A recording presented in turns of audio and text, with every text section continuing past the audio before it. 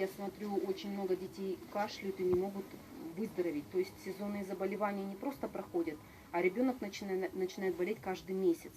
Это все от того, что очень много в организме паразитов. Если ребенок кашляет постоянно, то это аскаридоз. Он опускается, остается в бронхах, и время от времени его нужно обязательно лечить. Такие препараты у нас есть алтайского происхождения. Это лисичка, грибы, вытяжка из лисички. Она антибактериальная. Возле этого гриба, самое интересное, никогда никого нету, потому что ее свойства распространяются очень далеко. Она убивает и взрослых особей, и, что важно, именно яйцеглистных. Вот, это курсы тоже применяем. Есть химические препараты.